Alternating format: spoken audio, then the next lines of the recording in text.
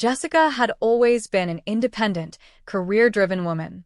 When she met David, a kind-hearted man with a quick wit and a calming presence, she hadn't imagined herself stepping into the role of a stepmother. David was a package deal. He came with Ethan, his 15-year-old son from his previous marriage. Jessica knew it would be challenging, but she also knew that love was worth the effort, and she believed she had enough compassion and patience to make it work. Ethan was a quiet teenager, tall and lanky, with shaggy brown hair that often fell into his eyes. He wasn't openly rude to Jessica, but there was a guardedness about him, an invisible wall he'd built to keep her at arm's length. Jessica understood it. She wasn't trying to replace his mom, Meredith, who was still very much a part of Ethan's life. She wanted to carve out her own space in his world, but she knew it would take time. One crisp autumn afternoon, Jessica returned home from the grocery store, arms laden with bags of fresh produce and ingredients for Ethan's favorite dish, spaghetti bolognese. She hoped it would be a small gesture to bridge the gap between them. Setting the bags on the kitchen counter, she called out, "Ethan, could you help me with the groceries?" There was no answer. Assuming he had his headphones on, Jessica shrugged and carried the rest of the bags upstairs to her bedroom. She placed them on the bed and began to change out of her work clothes, eager to slip into something more comfortable. As she pulled a loose sweatshirt over her head, she heard the door creak open. "Ethan," she exclaimed, startled, as she quickly grabbed a blanket from the bed to cover herself. Ethan stood frozen in the doorway, his face turning beet red. I'm sorry. I didn't know you were," he stammered, his words tumbling over each other in a rush. "I just wanted to ask if you needed help with the groceries." Jessica took a deep breath, steadying herself. "Ethan, it's okay," she said gently, though her voice was firm. "But you need to knock before coming into someone's room. It's about respecting privacy." "I know, I'm sorry," Ethan muttered, his eyes fixed on the floor.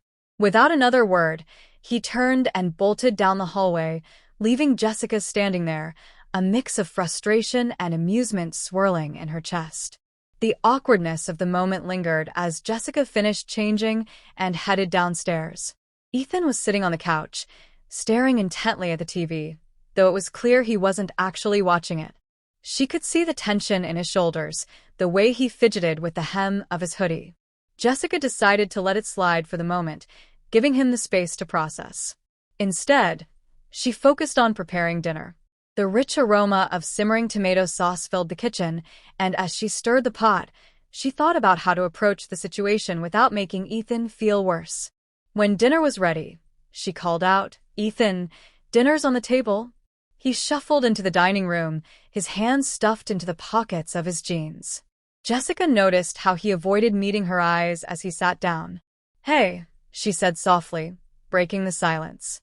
"I know you didn't mean anything by earlier, but it's important to remember to knock, okay?" Ethan nodded, his ears turning pink.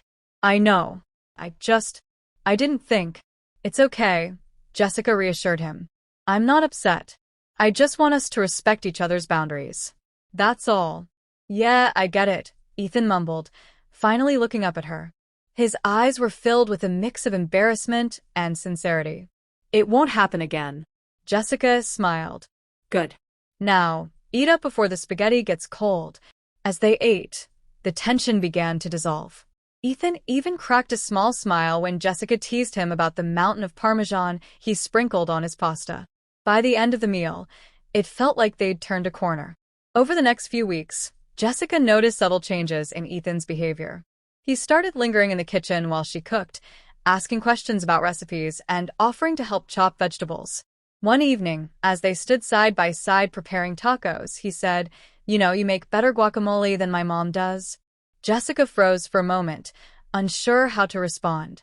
It wasn't a direct comparison, but it felt significant. "Well, don't tell her that," she joked, nudging him lightly. Ethan grinned. "I won't. But it's true." Their relationship continued to evolve in small, meaningful ways. Jessica made an effort to learn about Ethan's interests, from his favorite video games to the indie rock bands he liked. She even attended one of his soccer games, cheering loudly from the sidelines despite the chilly weather. Ethan, in turn, began opening up about his life, his struggles with school, his plans for college, and even his complicated feelings about his parents' divorce. One evening, as they sat on the couch watching a movie, Ethan turned to her and said, "You know, I didn't think I'd like having a stepmom. But you're pretty cool." Jessica felt a lump form in her throat. "Thanks, Ethan. That means a lot to me."